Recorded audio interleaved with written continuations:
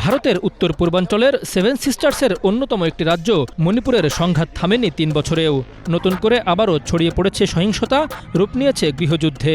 এ সংঘাত রাজ্যটিকে লণ্ডভণ্ড করে দিচ্ছে।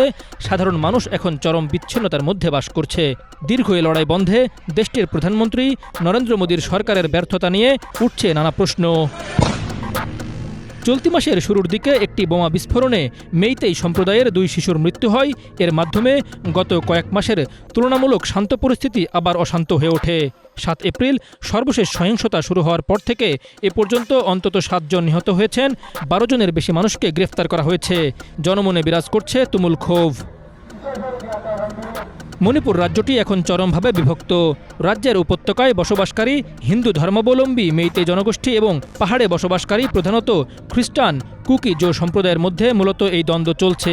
গত ৩ বছরের মধ্যে রাজ্যটিতে ১ বছর কেন্দ্রীয় শাসন জারি ছিল। মণিপুরে বর্তমানে মোদির দল বিজেপি ক্ষমতায় রয়েছে। পরিস্থিতি সামাল দিতে দলটি তাদের মুখ্যমন্ত্রীও পরিবর্তন করেছে, কিন্তু কোনো পদক্ষেপই সংঘাত মেটাতে পারেনি। প্রশ্ন হলো, মণিপুরে আসলে কি ঘটেছে?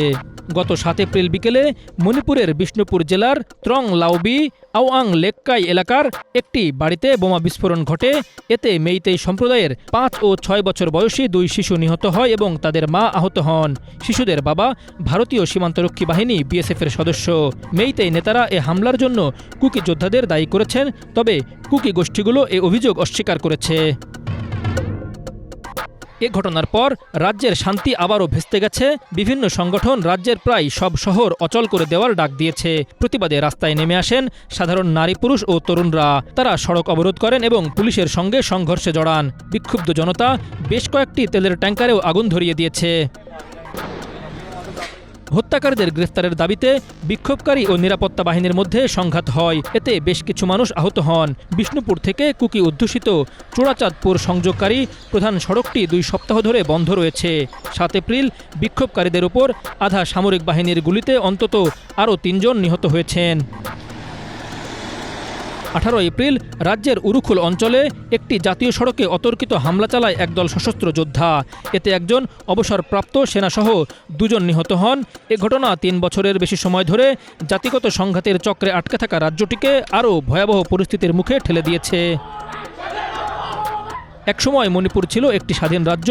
ব্রিটিশ শাসনের পর ১৯৪৭ সালে এটি স্বাধীন ভারতের অংশ হয়। ঐতিহাসিকভাবে মণিপুরের সমতল ও উপত্যকা অঞ্চলে মেইতেইদের আধিপত্য বেশি। রাজ্যের রাজধানী ইম্ফলও এ এলাকায় অবস্থিত। অন্যদিকে কুকি ও নাগা সম্প্রদায়ের মানুষ মূলত পাহাড়ি অঞ্চলে বসবাস করে। আখতারুজ্জামান, বাংলা ভিশন।